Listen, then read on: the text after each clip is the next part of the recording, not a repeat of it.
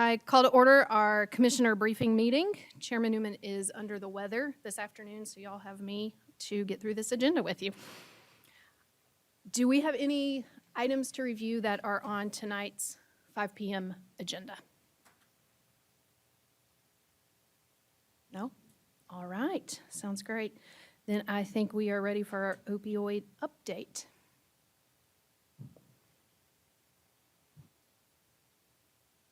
Thank you all. I'm excited to be here today and more excited to hear from those that will be speaking after me. But I'm hoping to just kind of give you all a brief introduction about the opioid settlement planning and how it all fits, right? Why are we looking at these different services? And so I'll be just sharing a brief update, and then we'll be hearing from our partners about the impact of medications for opioid use disorder.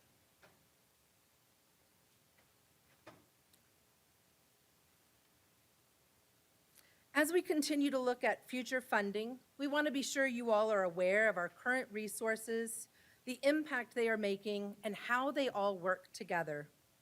Today, we will be hearing from some of our county programs and partners that are providing access to medications for opioid use disorder. This strategy does not stand alone and requires support from different touch points in our community to access this support, as well as meeting an individual's survival needs so that they may focus on healing and their recovery. Everyone's journey to recovery is different, and so having a variety of entry points and supports that an individual receives increases the likelihood that they will find the right path for themselves. And so one of our touch points is our community reentry team in Justice Services with RHA Behavioral Health. This team will meet with individuals while they are incarcerated to discuss their goals after release and the steps they need and want to take to reach their goals. Assistance is provided in making appropriate referrals and sharing of resources, as well as ongoing support after release to problem solve and shift goals and/or steps based on what they are experiencing at the moment, right? A lot of times you get out and you're like, oh, not exactly what I thought it was. And so it's important that this support is available to help give hope when there isn't hope, to help give clarity and focus when things seem too overwhelming to tackle. As you can see, over the last 6 months, almost 90% of participants have not been rearrested. And this percentage is about approximately the same for African Americans and Caucasians. Additionally, we have another touch point, which is our Linkages to Care reentry program. This provides the same type of support for those released from jail or prison in the last 90 days and up to a year post-release through a harm reduction lens. So perhaps they weren't referred while they were incarcerated, maybe afterwards they're realizing I might need some more support. It is in 2019 that Health and Human Services received Community Linkage to Care funding through the state and contracted with Sunrise Community to provide services in early 2020. In late 2020, a second position was added through Dogwood Health Trust funding, which is being shown in the graph today. The program in total over the last 6 months had 64 referrals and 39 intakes.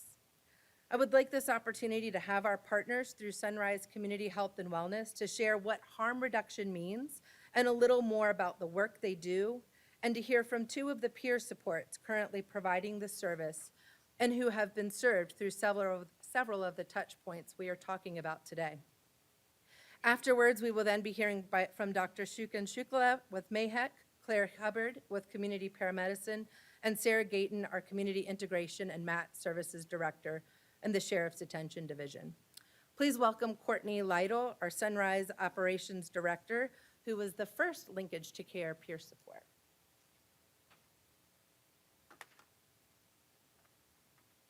Good afternoon, Commissioners. My name is Courtney Lytle, and I appreciate your time this afternoon and willingness to let me share today. I am a peer support specialist and a recovery coach for Sunrise Community for Recovery and Wellness. I would like to begin by providing a brief overview of the Community Linkages to Care program and the importance of the program in our community.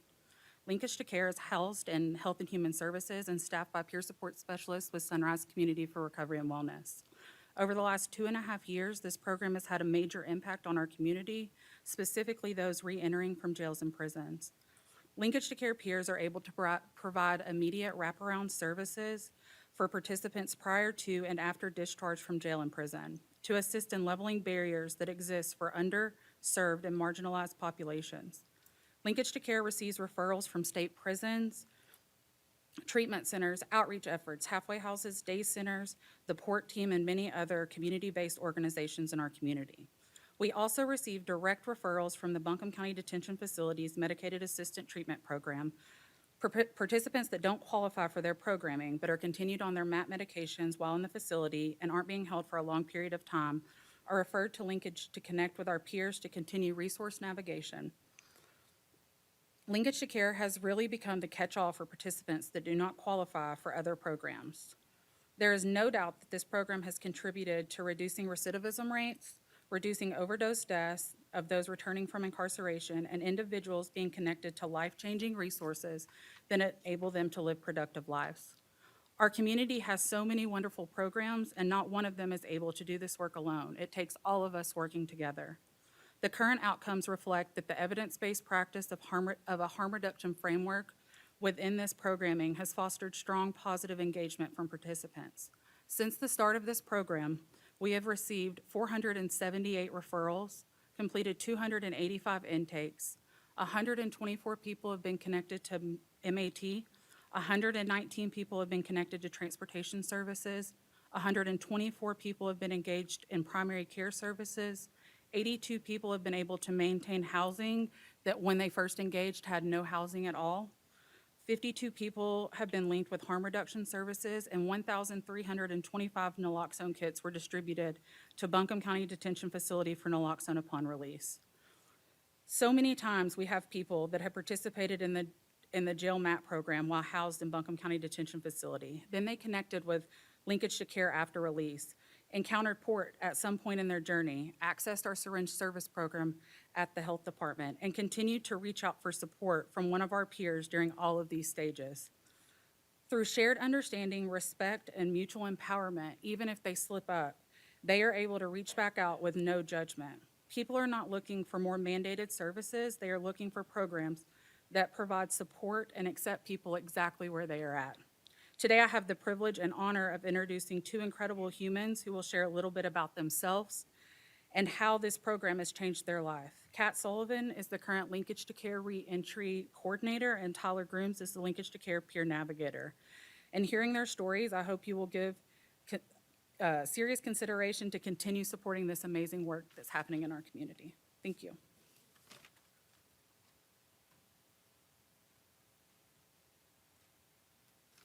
Good afternoon, Commissioners. Thank you for your time. My name is Kat Sullivan. I'm a person in long-term sustained recovery. I'm a sexual abuse survivor. I'm a person that has been through 11 treatment facilities, the first one at age 14. I'm formerly houseless. I have been hospitalized 4 times for mental health issues, and I have been to jail countless times. I finally ended up in prison when I was 48 years old. When I landed in prison, I wanted to do something different with my life. I just didn't know how to do it or even if I could do it. I chose to move to Asheville to start a new life. And I figured, well, if this didn't work, I can always go back to what I knew, the life of drugs, and it wasn't going to be good. A week before being released from prison, I was connected with a program. That program's Lincolnshire Care. This program saved my life. I was connected to the peer support. Courtney Lytle was my peer support at the time. She picked me up from prison. She gave me a hug, and she showed me some compassion. When I was first picked up, I had no belongings. I literally had the items on my back, but the clothes that I was released in. We were able to connect during that first meeting. She was able to get me a few outfits, glasses, reading glasses that were I needed desperately. During that first meeting, she shared part of her story with me. And I remember thinking, wow, you've been through a lot of the same things I've been through, and look at you now. I told her, I want to do what you're doing, using your past to help other people. And her response to me was, and you can. That really stuck with me. I still use that statement to all my participants today because that's that hope shot. Somebody that's been where I've been and is making it today. So some of the things that I requested or that I wanted is I wanted to be able to live with my son. He was 15 at the time, and I had no housing for him to come to. So it was the Lincolnshire Care program that connected me with the Steadfast House. Within 3 days, I was living with my son in a safe environment that was inviting and it was positive. I needed to see a doctor and a psychiatrist. Lincolnshire Care connected me to those. I wanted to take classes to become a peer support specialist. Lincolnshire Care connected me to those classes and helped me financially to get through those. I needed glasses. Lincolnshire Care was that program that helped me connect with that. I wanted a job. Lincolnshire Care connected me to a referral for that. Once I was a peer support and got certified as a North Carolina peer support specialist, I was hired on at Sunrise Community. A year later, I interviewed and was hired for the position that I'm currently in, Lincolnshire Care Coordinator. That is a full circle moment. I pass on what was given to me by my peer support, and that's hope. Somebody believed in me. Somebody gave me some resources, helped me financially. They helped connect me with the recovery meetings, and they gave me a sense of community, which I had never had before. Today, I can proudly say that I'm a North Carolina peer support specialist. I'm a community health worker. I'm a full-time student carrying a 4.0 grade point average at AB Tech. I have my son. I have a home. I have a car. I'm a member of this community, and I wholeheartedly believe that it was Lincolnshire Care that got me there. There are so many different pathways to get to a position that I'm in. This was my pathway.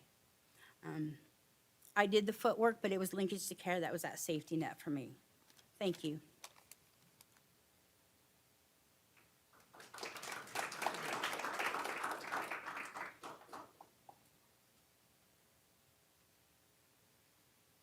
Good afternoon, Commissioners. My name is Tyler Grooms. I'm going to share a little bit about my journey and how this process went full circle with me. So growing up, my family was wealthy in love, and that was about it. Throughout my life, I was determined to change the cycle. I ended up receiving a golf scholarship through Mars Hill. And upon that, when I went to Mars Hill, that's where drugs became a part of my life. It was all over campus.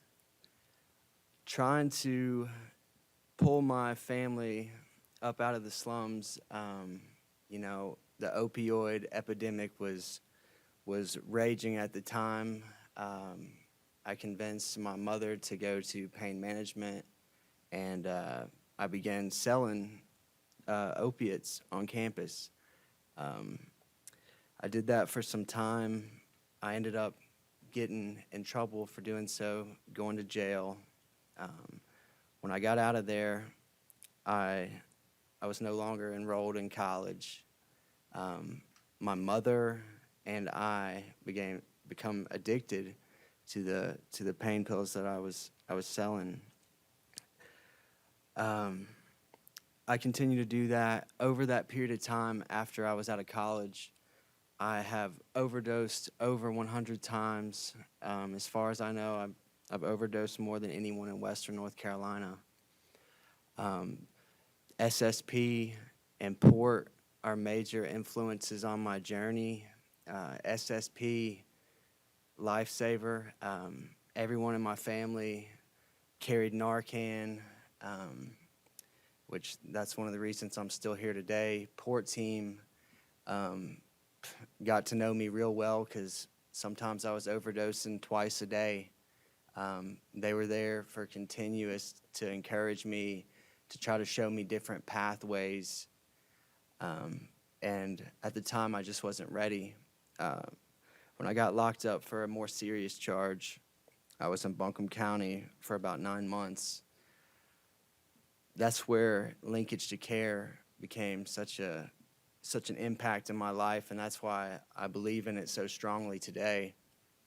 Linkage to Care, this is where we're such a valuable entity in the community, because when people get locked up, coincidentally, they get sober. You know, they get some of their emotions back. They get to regain some feelings, and they get to, you know, think about life further than tomorrow.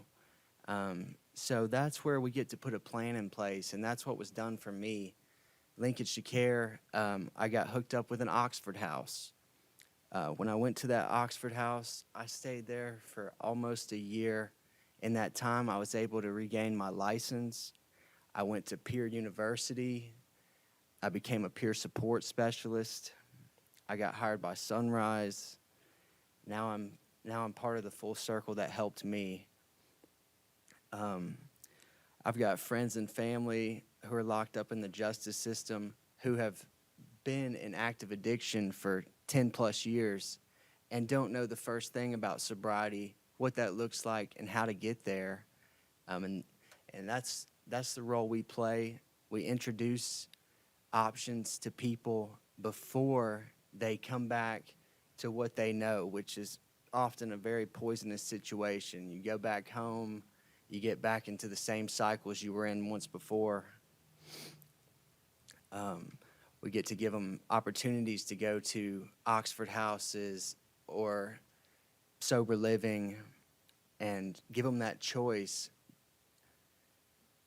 Today, I'm 18 months sober. I'm super blessed. I have a caseload of over 35 participants that I connect with daily, and I get to share.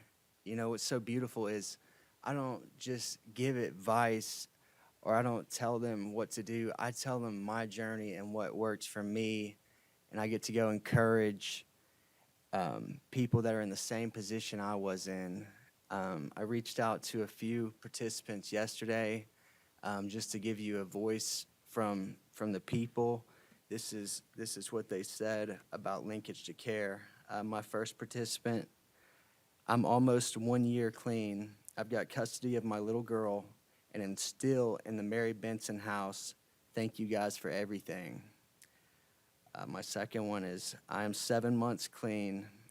Linkage to Care has went above and beyond to help me be successful. I'm enrolled in Peer University, so one day I can return the favor that someone else gave to me. And my last one, I kept this one organic with the language. Linkage to Care is amazing. Tyler and Kat are rock stars at what they do. Thanks for the insight and guidance. I am now 3 months clean and am still at Oxford. So Linkage to Care is an essential piece of the puzzle. Like was said, all pathways are different, but we come in at a vital point in people's lives where they are able to comprehend and understand and think about their next step. Thank you.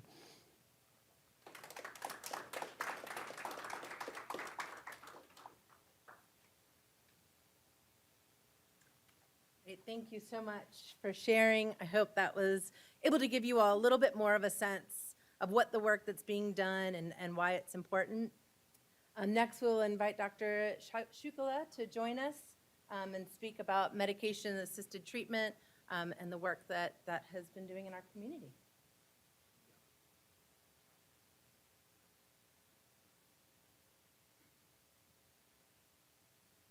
There's slides in there? Oh, perfect.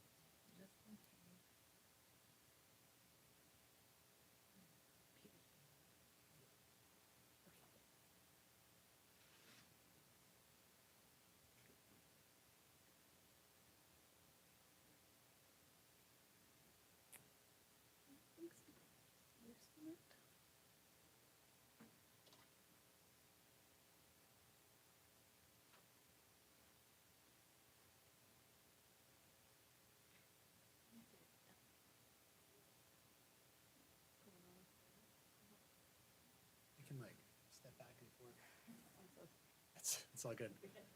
Hello, commissioners. I'm going to be walking back and forth because I want to make sure I'm on the right slide. But my name is Suchin Shukla. I'm a family doc in Mahek, and I specialize in addiction medicine. So my goal in the next set of slides is to make sure we're all on the same page about what the science consensus is around addiction and what works and what doesn't.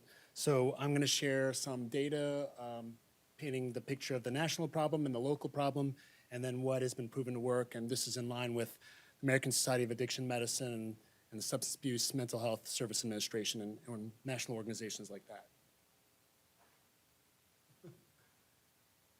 So this is already an outdated slide. I think for 2021, 10 North Carolinians have died every day from overdose. And nationally, that's been over 100,000 individuals who've died from overdose in the most recent 12-month period reported by the CDC. And you can see on the bottom the great increases over the past couple of years. Some of this increase absolutely preceded the pandemic, but the pandemic was not helpful in that way. And you can see, I think the data shows this, that there's about a 25% increase nationally over a one-year period. I don't know if the dates line up because I can't see, but in that same period, North Carolina went up 40%. And long story short, Western North Carolina is doing worse than the rest of the state, and Buncombe County is doing worse than the rest of West North Carolina. So it's not been a great several years of doing this work, seeing it firsthand, despite the amazing resources we've developed in this county. This gives you a snapshot, I think, of opioid overdose deaths and stimulant overdose deaths over the past, I think it's about 20 years. And you can see both of these have coincided as a great increase in the same past 5 years. Oh, that makes my life so much better. Thank you. Okay, click this and this, gotcha. So that's not to say methamphetamine, which is the stimulant du jour for Western North Carolina, is causing overdose. It's that this is a complex problem.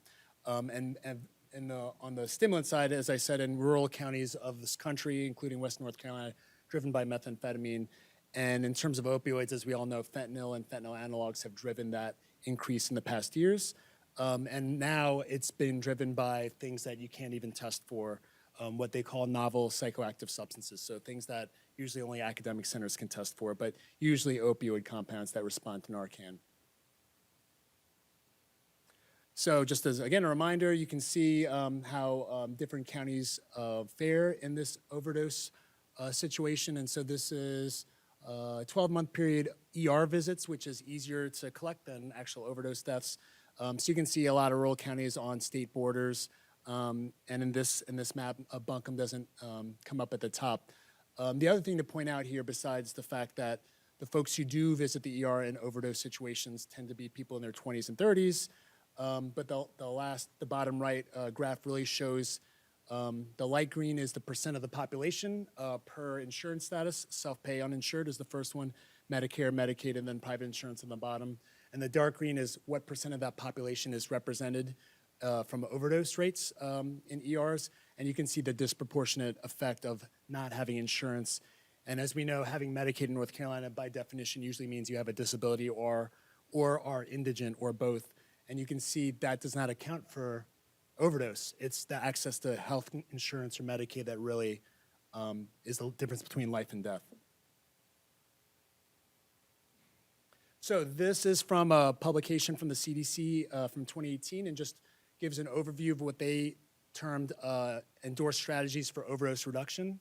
It's a great document. I pulled a lot of resources and references for this presentation, but it summarizes what are the most evidence-based strategies. These are the things that if I were a taxpayer, and I am a taxpayer, I would want my elected leaders to invest in. And so you can see, I'll leave it up for a second because I don't want to read the slide, but you can see these are a number of things that my friends from Sunrise and Victoria mentioned that Buncombe County has awesomely invested in over the years, and the state has also invested in over the years. But I'd really want to point out the naloxone distribution, particularly for high-risk individuals. Those are folks leaving jails and prisons, as well as folks who have experienced overdose, non-fatal overdose. Those two groups are often considered the highest risk for overdose death, having survived either a non-fatal overdose or being released from jail or prison. MAT, which we now like to call medication for opioid use disorder, is very effective, which I'm pretty sure I have slides to talk about that. And I would also highlight, buprenorphine in emergency department settings. That is something that's not been able to be lifted in our community, but our post-overdose response team has been able to circumvent that lack of care access in our community. And of course, SSPs are life-saving. So hopefully I can talk a little bit about that. So this is, if I had one slide to give you, it would be this one. These are the treatment, engagement in care, and opioid-free urine rates for people in the 4 modalities of care used in America. So there's 3 that are FDA-approved medications: buprenorphine, otherwise known as Suboxone, is the brand name; methadone, and naltrexone, otherwise thought of as Vivitrol, brand name. And then detox plus abstinence. So the number 1 reimbursed modality in America is detox plus abstinence. The number 1 utilized in America is detox plus abstinence. That doesn't matter if that detox plus abstinence has a whole lot of behavioral health and you're, riding horses in these, really nice celebrity rehab facilities in West North Carolina, or if you're going to jail or prison. The outcomes are pretty much the same. 1 out of 10 people are doing good after 6 to 12 months. I don't want to diminish the experience of that one person because they're doing something really important, but the other 9 people are not doing well. If you look at buprenorphine and methadone, 5 out of 10 people are doing well. And then Vivitrol, 1 out of 3 people are doing well. So as a society, if we're a taxpayer and I would want to invest in the thing that works best. Besides keeping people in care and not using opioids, these medications are life-saving. And some studies show that the receipt of these medications, particularly the buprenorphine and methadone, which have much more evidence behind them, are associated with a 75% decrease in mortality rates. And so you can see that little graph down the bottom shows that. It's also associated with decreased risk of HIV and hepatitis C transmission, which can be a cost to society and cost to taxpayers and insurance companies for sometimes a lifetime in the case of HIV. When we think of folks involved in the criminal justice system, there's a lot of overlap with substance use. Depending on the study, 50% to 66% of individuals in jails, prisons, state and federal, have criteria for substance use disorder. And North Carolina specific data from colleagues at UNC have shown that the overdose rate, death rate for folks leaving jails and prisons is 40 times higher than the general North Carolina population. And yet we do not provide these services in most jails and prisons, but not in Buncombe County, where we do provide those services. So there's various reasons why this is not offered. Jail is a complex environment with a lot of things going on, as Sarah Gayton can maybe attest to in a minute here. But the truth is, not providing these services is a real cost to taxpayers and to families and communities and life. And stricter drug laws have been proven in research to not improve drug use rates, overdose rates, recidivism, but they do increase costs. On the other hand, let's see if I have it here. Oh, I do get to it. Okay. So when looking at the science of medication for opioid use disorder in correctional settings, we have a few great examples within the country. So Rhode Island is a 1-county state, really small place to do experiments, I guess you could say. So they did a statewide, which is a countywide, program to provide all 3 FDA-approved medications, because some people do well on one, not the other. All 3 FDA-approved medications in their facility, and within 1 year, they saw a 12% decrease in overdose death for the whole state, again, 1-county state. And then for people leaving jails and prison, because it's like one facility there, 61% reduction in post-correctional overdose rates. That was within 1 year of implementing this program. Other European countries where they've been doing this for longer, in England, they showed, as you can see, great reductions in overdose death rates and all-cause mortality. And then there's even science showing that this reduces violence and suicide within jails and prisons, because a lot of that is driven by the complexity of mental health conditions when you're in withdrawal from drugs. In terms of cost, this all saves us all money. Because jails and, oh, my T fell off, imprisonment. But jails and prisons are expensive, besides the fact that it increases risks for that individual and the next generations to come. Whereas buprenorphine and methadone are very inexpensive medications, both generic. There are costs associated with the provision of those meds, but definitely less costly than incarceration.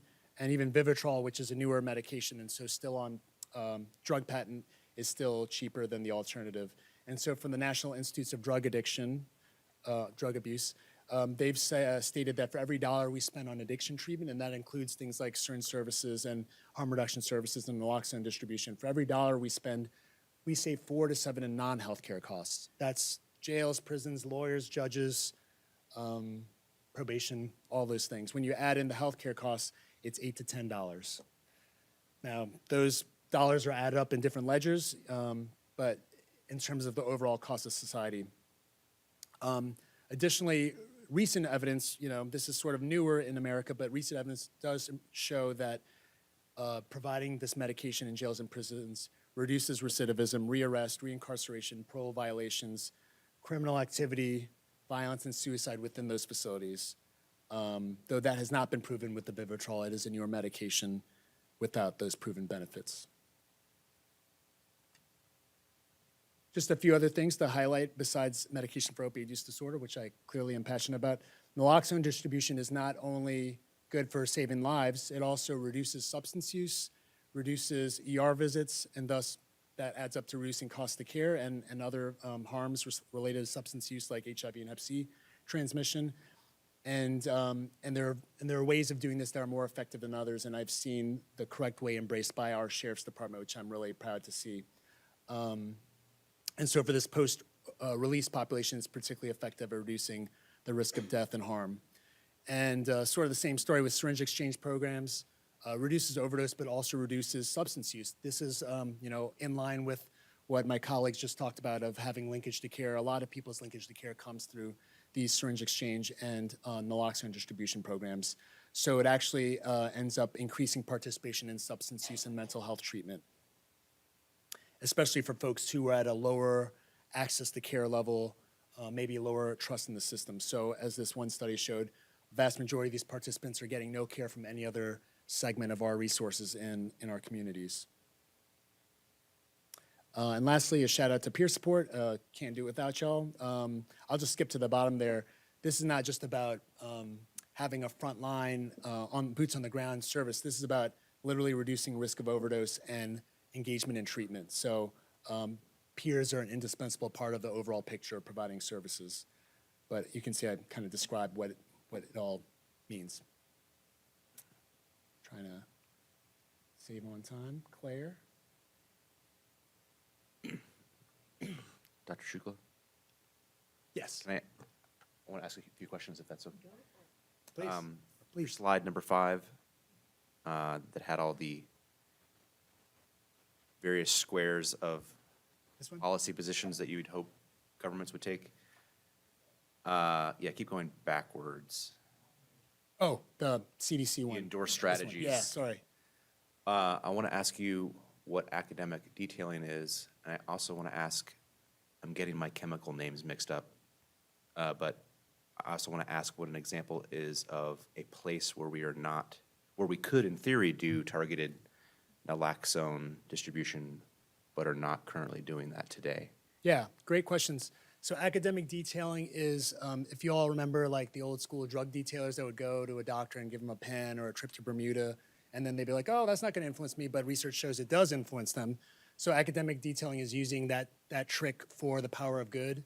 And so, MAHEC's involved in some grant-funded projects around this. The opioid settlement funds can be spent on this, but it's basically sort of a peer-to-peer, like often a doctor or a pharmacist engaging one-on-one with a prescriber or, some other healthcare professional to encourage them to do evidence-based strategies of care. So a good example of this is like the pivot the healthcare community has had to have around prescribing opioids, right? We were pretty liberal with prescribing that over the past, decades, and now we're pivoting. And I would say that pivot has come with cost because suddenly stopping someone's chronic opioid therapy can put them at risk for overdose because then they might use illicit substances. So with academic detailing, I can both engage that provider on how to do this better as well as kind of motivate them to do different things like, hey, instead of dismissing someone from your practice, why don't you try to take care of their substance use problem? But in short, it's an educational strategy like adult learning for healthcare providers. And then your second question about where can we, I guess in Buncombe County, provide naloxone where we don't already? Yeah, it would be my understanding that we do that to some extent today, but I assume there's places or providers or agencies that are not doing that today that maybe we could, and I guess without putting you on the spot, are there? No, I mean, I feel like I'm pretty familiar with the resources of the community, but I don't want to, I don't know it all, but I think we're doing really great in the jails and the justice services. We're doing pretty good through syringe exchange programs like with STEADY and WinCap. We're doing pretty good through the post-overdose response teams. They hand out a lot of naloxone. I think, you know, I think I have a, like I'm credentialed for mission, but I haven't been working in the hospital, but I don't think they give a lot through the ER. That'd be a great place for people to have more services, and including naloxone. You know, as a prescriber, I can prescribe it, Medicaid pays for it with, you know, the typical $3 copay, so that's not an issue. So coverage for the uninsured, you know, if I see a patient you know, in South Asheville at Mahick and I say, hey, go to the health department, some people can manage that, some people can't. So having the port team members to distribute that has been really a game changer, as well as peer support. They've been really awesome to distribute that. But I think any place that you can think of where these folks engage in the system, whether the criminal justice system, emergency services, clinics, churches, I mean, anything, that should be a place where naloxone is available. So I think, you know, a naloxone, if a little kid gets into it, it's like safer than water. It's a very, very safe medication, so it should be available everywhere. And essentially in North Carolina, because of the standing order, you don't need a prescription. So it's, I wouldn't say it's over the counter, but it pretty much is. You can go to any pharmacy and pick it up, and you don't need a prescription. I guess to pull on that Please. hospital ER thread a little more, I would, again, not an expert, but would gather that folks in these types of circumstances would find themselves in the largest ER in Western North Carolina often, or at least, you know, occasionally throughout their addiction experience. You're Yes. saying that that agency does not do this at all? I don't think they have a overall policy. My EMS colleague may be able to answer more, but I don't think it's, I think people overdose and go to the ER and do not get a naloxone prescription when they leave. Okay. Like, that is not a rare thing. That's a common thing. They might get a common that they- pamphlet. It's common that they do not get a prescription? Correct. Okay.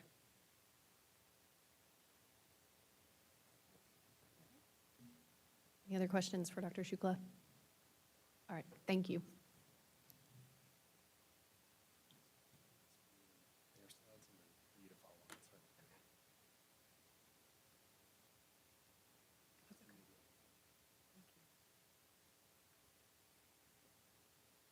Good evening, Commissioners.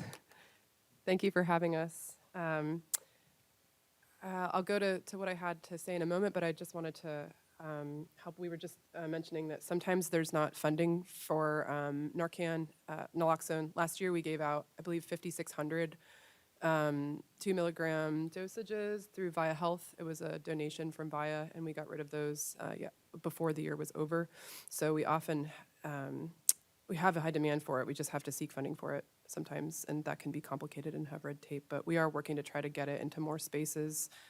Schools take the prevention avenue as well with it. So there's an increasing demand for us to have it kind of readily available. But I can let other folks speak more to that. As many of you guys know, we began as a community paramedicine pilot, which was a post-overdose response team in November of 2020. As a port team, we're still co-responding in real time through the 911 dispatch center to overdoses, to anything that could be a potential illicit substance situation. We have responded to, collectively at this point, over 6,000 calls.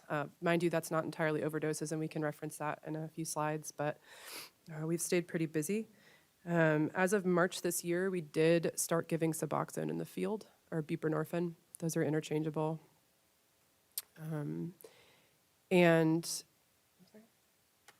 Thank you.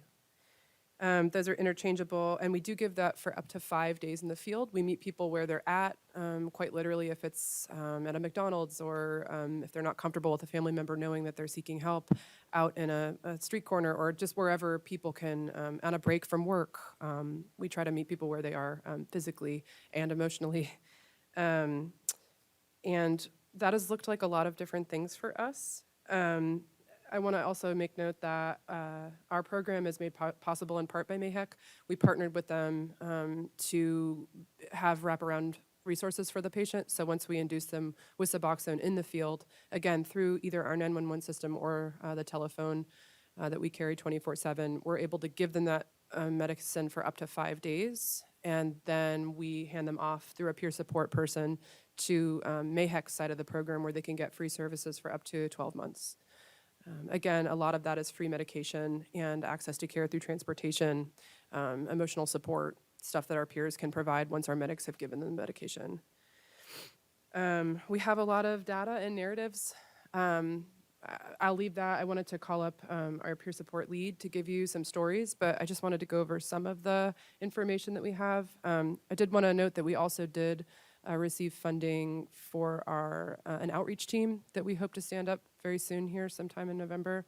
And this team came about, the request for this was because we had so many, our port and MAT paramedics were able to identify so many gaps in care that weren't strictly opioid related, but were rather polysubstance or had to do with social determinants of health. And we needed a lot of additional support to get people medical needs and mental health needs and stuff like that. And so I can answer any questions about that more specifically, but I did want to mention that part. So Claire, before you move off of that, would you just lay out what that looks like? Absolutely. This is the program that you guys funded through ARPA. That is Yes. different from the drug and the opioid piece. Yes. Yeah, thank you. So like I said, we were able to identify through the port and MAT teams that there were a lot of people falling through the cracks medically, that maybe they did have substance use issues, but even if we were able to get them on Suboxone or get them Narcan regularly or meet them before an overdose or after one, we weren't able to get them basic medical care otherwise because we just didn't have the bandwidth. So this team will have 2 EMTs, which again is different than a paramedic, just the scope of practice. We have a lot of calls that don't need that higher level of care. So this way the paramedics can stay on 911 calls and things that require high acuity, and the EMTs might be able to make, rounds at homeless shelters or downtown or the parks, or just try to mitigate some of those 911 calls before they happen when someone's really just needing some wound care or someone to talk to for several hours at a time, which we all know not many people have the bandwidth to do currently. Through all of the programs that we have very little resource for that. So we'll also have some community health workers embedded in the community, out in different community centers. Sorry, I just said community many times, but they're out and they're mobile and they're sort of acting as liaisons to, frankly, first response, because that's a system of trust that needs to be rebuilt. So we're trying to get community actively engaged so that when we say, how can we get Naloxone into areas that people need it, we can get feedback. And also it gives them a lifeline to contact our team and require medical support in areas where historically it's felt complicated or unsafe. We also have a nurse liaison and a wound care nurse. And these positions were created because of the high demand that we had from our substance use patients around wound care, basic wound care, stuff where a person is not able to go to the hospital, not willing to go to the hospital, not really willing to utilize 911 and is refusing care, but has a wound that otherwise untreated might turn into a 911 call or something life-threatening. So really trying to come in on this side of the program and do some prevention. And it's really meant to work in tandem with our other teams so that there is that after hours and weekend presence for linking people into stuff, for instance, housing or linkage to care. We can try to help with continuity for those other programs as well, since there aren't many options besides the emergency room for stuff like that on weekends. I want to be respectful of time and get Justin up here. This is, again, some of our data. I can walk you through this, but I think what's more powerful is some of the narratives that are hard to capture on here. For instance, the fact that people are really utilizing our program a lot after hours and on weekends. Sometimes it can seem like there are all of these options, and maybe there aren't for people that are not comfortable with or not familiar with or not willing to use them. So I wanted to share a most recent narrative where a person who left the hospital overdosed, went to the hospital. We were unable to meet them at the hospital due to the fact that they left before we could arrive. And we didn't need to find them because they called our phone because a friend had given them our phone number. So nothing against the hospital, but it isn't an ideal place to go through detox or to get wraparound care in the emergency department. So the short version is she called our phone after hours around 10 o'clock at night after getting out of the hospital. And we were able to go and induce her on Suboxone and have dosed her for 5 days at this point. And that's not one of the more emotional stories, but it is a very logistically relevant one. Just that's not a gap that's easy to qualify. So if you have any questions about this page, please feel free. And I'm going to get Justin Hall up here for these next 2 slides because I do think this, Justin, I can change this. Go ahead. And again, I'll just let him tell you a little bit of the short version of his story and how he came to our program, and then also just some more of the narrative component of our program. Thank you, Claire, and thank you for commissioners for giving us a chance to kind of stand in front of you today and talk a little bit about the remarkable work that we have been doing for the last couple of years. So I guess I'll start by saying I am a person in long-term sustained recovery, and that kind of started my journey. I worked in the mental health substance use field for a number of years in various roles, and then once I saw the opportunity and all the wonderful things that the harm reduction approach here in Buncombe County was doing that also included the post-overdose response team, I wanted to get connected with that. When I first started with the role, my main focus was to figure out where the gaps are. Understanding kind of the system, they are sometimes broken. How can our team plug into those gaps to really help fill, the pieces and just keep people finding hope and hopefully, if nothing else, staying alive long enough to want to find recovery. And so that's kind of what a lot of the conversation we've had today is about, is finding out where those gaps are and how can we solve those. Part of our MAT program that we started in March was a massive piece to that, because what we learned was a lot of the people we connected with, we had great interactions, they were ready and hopeful and motivated, and then a few hours later the withdrawal symptoms hit. And then we lost them to either an overdose that they had again and died, or they just disappeared because they just, tried to go find a way to make themselves feel better. So what projects like this has done for us is to allow us to bridge that gap to care. I want you to think, anytime you hear PORT, think community paramedic, because they are interchangeable. And our community paramedics have done a remarkable job being able to find people, meet them wherever they are, literally in the community, under bridges, down railroad tracks, behind, Walmart, wherever, to get them their medication.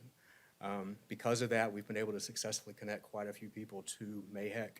I think our paramedics had dosed 76 people, and of those 76, 60 had been able to successfully make their first MAHEC appointment, and I think 46 of those are still in care right now. And those are pretty remarkable numbers. To go back to Dr. Shukla's slide that he was mentioning earlier, and it's not just the medication, although it's a big stabilizer, it's the wraparound support. A couple of stories to share, just to kind of give you a snapshot of some of the situations we work with. 2 in particular come to mind. One is an individual that was homeless, was actually in the hospital. We were able to connect with him in the hospital. We did try to partner with the hospital to allow us to begin his medication there while he was waiting, because he was literally just laying in a bed, kind of suffering until the hospital figured out what they were going to do. Unfortunately, we were not able to get the hospital staff to let us dose him inside the hospital. So we stayed in communication with him, and as soon as he was discharged, we were waiting outside the emergency room door to give him medication. We gave him medication. We got him connected to Costello House, which is a sober living place here. He is still housed there. He is doing incredible and now is working again. I get messages from him all the time, just thanking us for our support and just again showing him that life is worth living.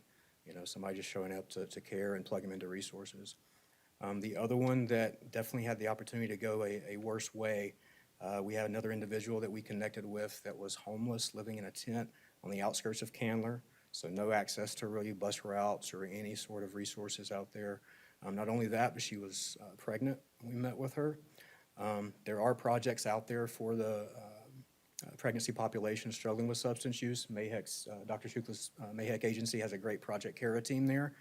Again, coming back to filling gaps, what we're able to do is go to the community and meet her where Project Cara staff could not do that. they could only provide the outpatient service. So not only have we been able to bridge her to MAHEC provider care, but we have a peer support that stayed by her side through the whole process, kept her fighting through urges.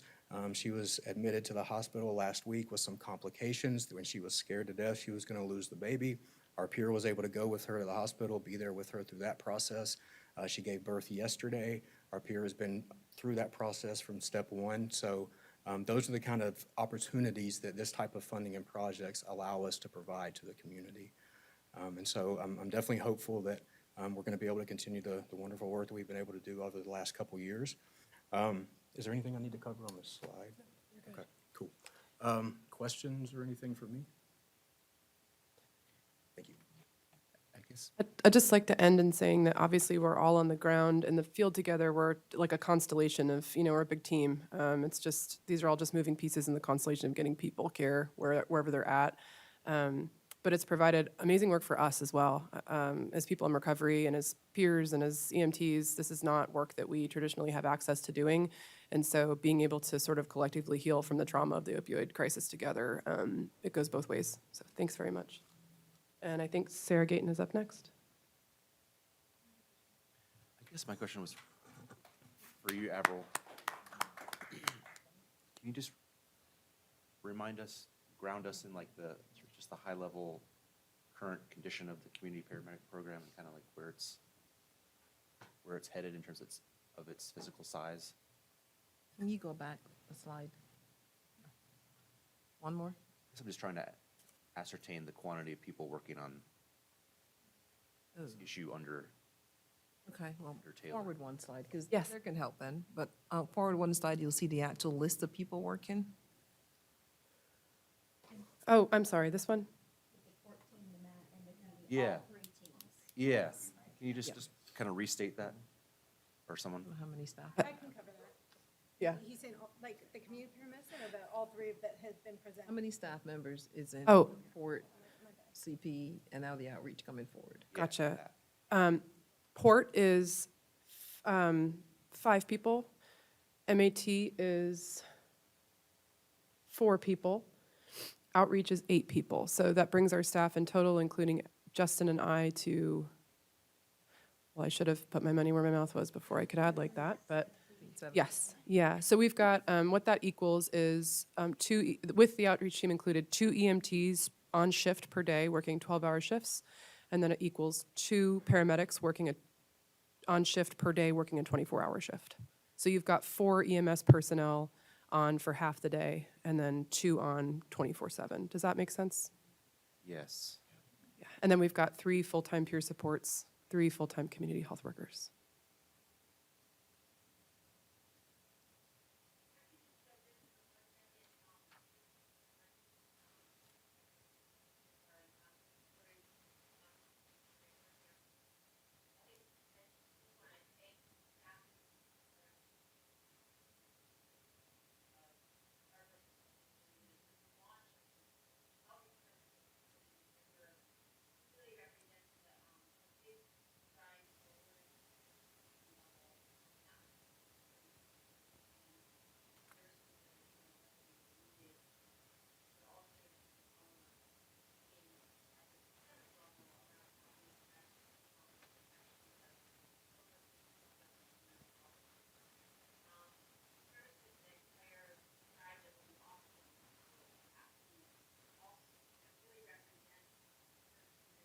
Highly utilized in a 24/7 low barrier shelter setting. As our community kind of continues to ask questions about whether that's the direction we're going in, but we certainly know the need for those services exist. And just one second, sweetie. I didn't pay. His priorities are very clear. So the fact that those services will be available will, on a human level, be getting those services to folks, but I think will also help us as a community learn a lot about what happens when those services are introduced, and better inform the conversations we'll be having at the community level around the low barrier shelter conversation and the recommendations that we're going to be getting from this consultant that was retained by the city, county, and Dogwood around homelessness issues generally. So just kind of wanted to take a moment to tee that up because we've had so many conversations in this on these topics in the last couple of years, and I know there's a significant investment to support this pilot project. The one other thing to add into the picture of this is that this will be launching really as we head into the heart of Code Purple season. I think Code Purple season begins October 15th this year. The date was moved up a bit, but this outreach program will help to, I think, facilitate folks getting to those Code Purple sites, getting to the appropriate or the best fit Code Purple site for them, and again, really represents sort of the county bringing more capacity and coordination into supporting Code Purple services, which will be underway this winter. So thanks for that, and just wanted to kind of add a bit more context before we move on to the next part of this conversation. Thank you, Commissioner Beachfire, and obviously thank you, commissioners, for supporting this initiative. If that doesn't go without saying, yeah. And feel free to reach out if you have any questions about that part of the project.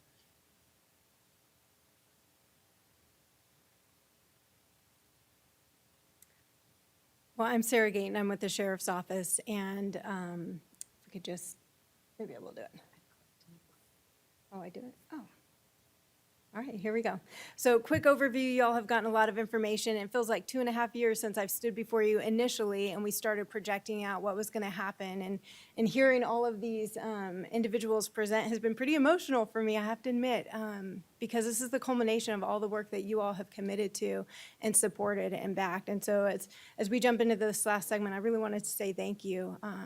These folks sitting in here have lost countless people through these past years, their friends, their family members, and it's such a beautiful thing to see the fruition of the work actually working, and you've heard a lot of that fruit, and we're going to hear a little bit more. So just in brief, we had no data when we started out, and we were able to identify that over half of everyone that was dying in Buncombe County, in fact, was passing through the detention facility, and of that half, 50% of those folks were leaving within 24 hours. So that informed that we had a very short timeline to reach the most amount of people. We built up programming from that point, and even before community paramedicine was off the ground in the early planning stages, we talked about how we could co-labor and have some warm handoffs with that team, and it's really exciting that Claire's team we're getting to that point where we're actually getting ready to pull the trigger on that and start moving forward with having tighter connections with releases from jail and safety net programming. Linking it into Linkage to Care, that was the same thing, but they were co-built. And the folks who were not in jail long enough to be able to access the MAP program in our facility were able to get direct referrals over to Linkage to Care. And everybody walking out of jail, if they report opioid use, they're given a resource sheet and an overdose kit that in fact has the Linkage to Care resources listed on it. So there's a lot of safety net programming and overlap that we are able to work into the programming. On the right-hand side, it's a MAT program-centric visual. It just shows who all of our partners are, our peers work with to get the folks that they're working with directly connected into the community. It's a lot of partners. It's a lot of logistics. And I'm just going to ask Maya to come up and share a little bit about what that work looks like for her in the jail and the meaning of having it in that environment. Good evening, commissioners. My name is Maya Hughes. I'm a person in long-term recovery. I am the peer support specialist in the Buncombe County Detention Facility. I have just a couple key things I'm going to hit on to be respectful of time. There are tons of program successes throughout the jail. The fact that they're already reaching out, that they're asking for help, that they're saying, I can't do this by myself, is already a success in itself to me. So by the time I go in, meet with them for pre-H&Ps, we sit down, the medical stuff, I'm not really part of that. So I'm just the part where I go down and I'm like, hey, I'm in long-term recovery. Let's try to come up with some kind of a reentry plan or a safety net. The doctor in the jail kind of explains the MAT, if they have any questions about that. Even people who have been on it previously still aren't sometimes as educated in what they've been taking. So that one-on-one connection all the time. I had in pre-H&P, 4 of them this morning, and one of the girls just burst into tears because she saw that I have a car and my son back full time, and I bought a home, and I actually hold myself up high now, and the same thing that was what was previously said, which is like, you can do this too. So being able to have that connection in the jail is so important. Having them be able to start dosing before they are released, if we can, is a huge thing they can get in their system. When they get out, they can reach out to myself and then the community peer who's in the community full-time. We will link them up to an MET provider. They're released with 5 days of medication. So that gives us a second to be able to make sure that, you know, we get them where they need to go. So we can help with halfway houses, phones, peer support, rides to court, medical appointments, all of that stuff. I did want to touch on something that I've come across multiple times, which is really, it irks me whenever I am going over the pre-H&Ps. I have to ask participants, how many times have you been to jail, like a rough estimate, how many times have you been to prison? A lot of them, it's 10, 20 times in jail, 5+ in prison, and then a question after that is, how many times have you been to treatment?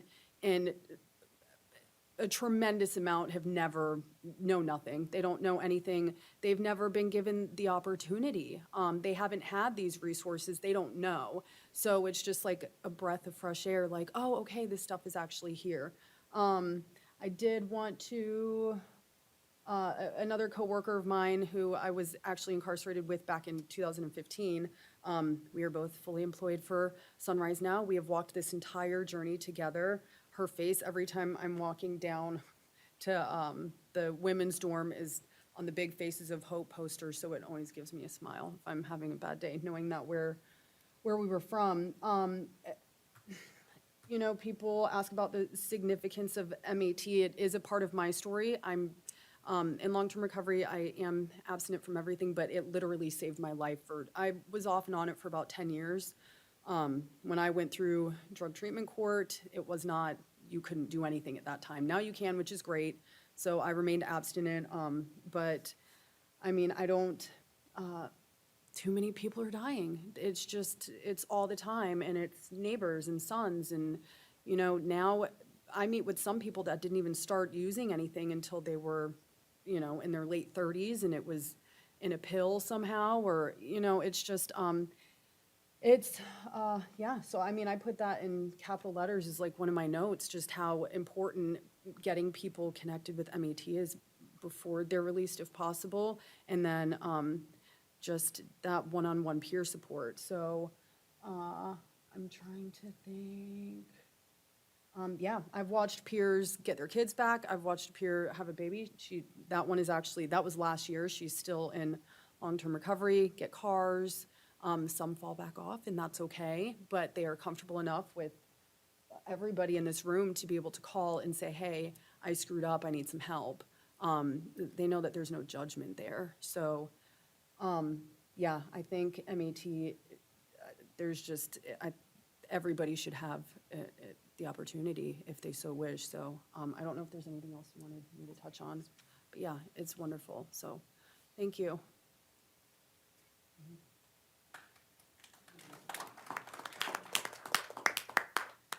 You all have heard a lot about peers. They are the magic that makes this work possible and makes it salient. You can see some brief numbers there from year one to currently where we are. They just keep compounding. Currently, we have 2 full-time staff that are working the MAP program, and then I'm over the administration components of it. We have seen a 22% decrease in jail-associated deaths post-release for individuals who are justice involved and registered deaths within our county in these past 2 years. And that's really, really significant because the national, the state, and the county averages and numbers all went up. But what we were seeing from folks who had been passed through the jail in the 2 years of 20 and 21, those numbers actually went down. And we saw a 22% correlated reduction in programming. And so that was a breathtaking moment, right? When things are really bad and things are getting worse, these interventions that we're doing, these safety net programs that we've developed and built, the strategies that have been really specific and targeted are being effective. The Naloxone at release, linking folks to care, having the wraparound services. And then prior to launching, we were able to do a study that identified that people who were just on MAT when they were arrested had an 18% lower recidivism rate than individuals who were in untreated addiction. Our data hasn't gotten correlated at this point to see what our post-programming numbers are, we're building up that data set, but recidivism is impacted by being on treatment alone without any services on top of that. So that's another motivation when we talk about where our taxpayers, as I'm a taxpayer too, Dr. Shukla, thank you, are going. That's a really salient one. On the right-hand side, this is probably one of my favorite pictures to date. All these are our peers in these 3 different programs that you've heard of today. I call them a trifecta service mix because it's the Matin Jail, the post-overdose response team, and then the Linkage to Care programs creates this wonderful community safety net. You all can read through this later. It's just a distribution of who's doing what. Again, we've got 3 full-time staff that are operating under this grant, and we're seeing troves and troves of people. Maya has got a caseload of anywhere from 100 to 200 people on the MAT caseload, and that's impossible to serve that many people with that few humans. And so what that forces them to do is respond to the folks who are presenting, who are motivated, who are reaching out, but it's not necessarily providing assertive outreach to those who would really benefit from it. I did want to point out just briefly, because I know data gets thrown around a lot, the North Carolina Health and Human Services has provided an opioid dashboard that's got a lot of data specific to counties, state. It's got a number of different interventions from child welfare to justice involved, overdose deaths, et cetera. That information is not as accurate on specifically with the deaths as the partnership with our Register of Deeds that we're able to connect with him on. And so if you hear discrepancies in the data, the numbers that I'm getting are directly coming from the partnership with the Register of Deeds, and then from there we're able to bring it through the justice systems and suss out some really specific data that helps inform what we're doing and how we're going about doing it. And then in the process of that, it enables some interesting analysis as well, some really powerful analysis. We saw a 30% increase this year of stimulant use, overdoses, stimulant with opioids. So the number, well, I don't want to get it all confusing, but basically individuals who are primarily using stimulants are increasing in their overdose rates by 30% this year, right? So the population that we were really focused on, opioid use disorder individuals, now this target population has expanded. And that really should inform how we're going about business, because the way the drugs interact with the system is different, right? And so the medications are different. MAT isn't effective for stimulants. So data is really, really powerful, and that requires a lot of bandwidth as well to be able to process that. And I believe that is the end of the show on our end. Any questions about Matin Jail? Any questions? Okay, thank you all for your support. Thank you so much. Thank you, commissioners. I hope that was helpful and informative. Might have spurred some more questions, so please feel free to share any of those questions as you all think about them, or any areas that you want to hear more over the next couple of months as we continue to get community feedback. And if I could just chime in again here with a tremendous thank you to Victoria and other staff working on this, and to everyone who participated in this. This was just such an incredible opportunity to do a deep dive on these issues at a time where we are, facing such urgent community needs based on, the most recent data and so many of the stories we've heard.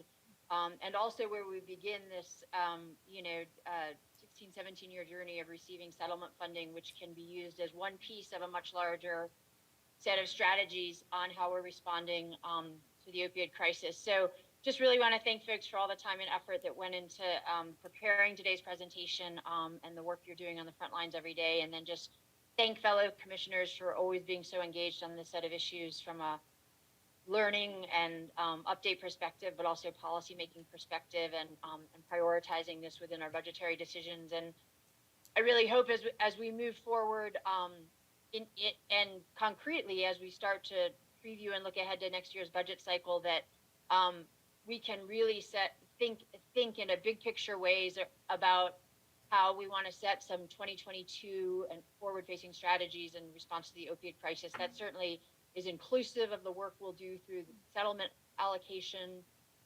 settlement funding allocation, but also includes how we're thinking about continued support and opportunities to continue expanding the community paramedic program, and ways we can be working with community partners on integrating these services into even more care environments and places where people might be willing to take that first step towards treatment. So just want to really, from the bottom of my heart, express that thanks, and also just preview some of the places I think this conversation will take us in the months ahead.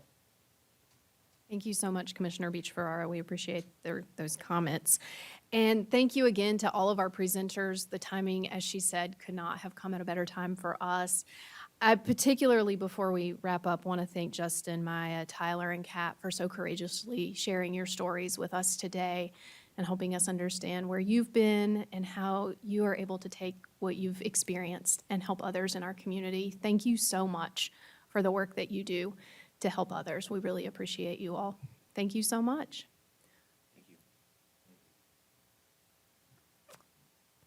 Does anyone have any other items that we need to address or discuss before we adjourn? All right, we will adjourn and reconvene at 5 o'clock for our regular meeting.